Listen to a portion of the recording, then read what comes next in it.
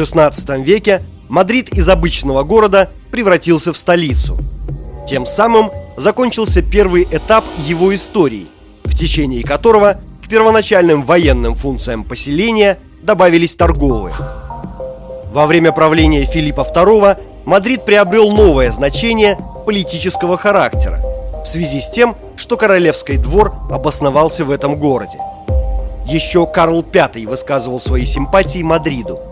Возможно, его привлекали расположенные около города охотничьи угодья – Галапагар, Аранхуэс и другие.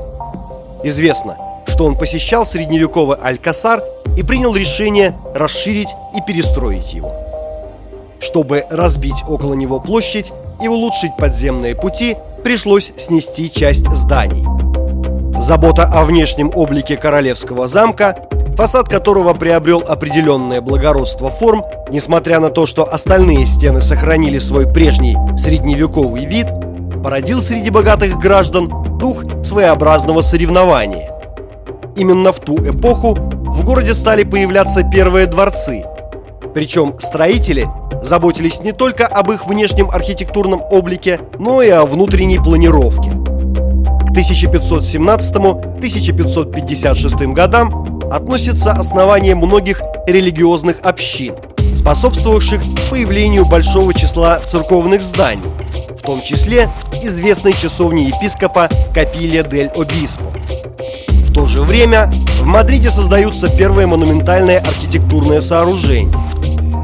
Еще одним подтверждением того, что перестройка Мадрида началась при Карле V, являются работы, проведенные у Пуэрто-де-Гвадалахара, ворот, которые значительно расширили для свободного проезда повозок и экипажей.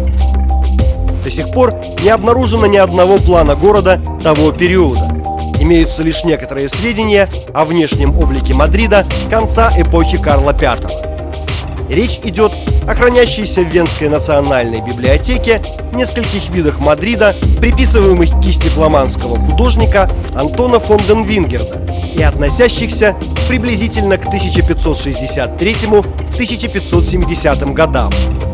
На них, кроме перестроенного Алькасара, больше всего поражают размеры самого Мадрида, вышедшего за пределы предместья. Некоторые административные документы, касающиеся, например, очистки улиц или принятых в связи с эпидемией 1566 года профилактических мер, позволяют узнать о разделении Мадрида на 9 больших участков и его реальном периметре, окончательно закрепленном постановлением Кастильского совета в 1567 году. Новые границы предполагали значительное расширение площади столицы, которая росла главным образом на восток и в меньшей степени на юг. Новыми городскими воротами стали Пуэрто-де-Толедо, Пуэрто-де-Антон-Мартин или Аточа, Пуэрто-де-Алькада или Нуэва-дель-Соль, Пуэрто-де-Сан-Луис. К последним вели две дороги – Арталеса и Фуанкарраль. Определением новых городских границ власти пытались поставить под контроль качество застроек на территории города и одновременно помешать возведению каких-либо сооружений за его чертой. Однако ни того, ни другого им достичь не удалось. К 1590 году Мадрид разросся устрашающим образом и приблизился к тем размерам, которых он достигает во времена Филиппа IV. В начале правления Филиппа II в столице насчитывается около 20 тысяч жителей, а ко дню смерти монарха население уже составляло 60 тысяч человек. Количество зданий в городе увеличилось с 3000 почти до 9. Эти цифры дают реальное представление о росте Мадрида. Ради качественных изменений была сделана попытка упорядочить урбанистические дела путем создания подобия городского совета, известного под названием «Пункты убранства и общественного благоустройства». Их задача состояла в содействии тому, чтобы город Мадрид был чистым, опрятным и нарядным, как ему и подобает. Совету пришлось следить и за городской архитектурой. В связи с этим в 1591 году он обнародовал указ об убранстве, которым, в частности, запрещались постройки за дозволенными границами, а также вменялось в обязанность представления чертежей домов, намеченных к строительству, для получения соответствующего разрешения.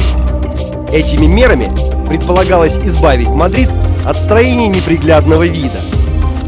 Некоторые жилища были объявлены непригодными домами, что позволило несколько облегчить тягостную ношу, возложенную на горожан.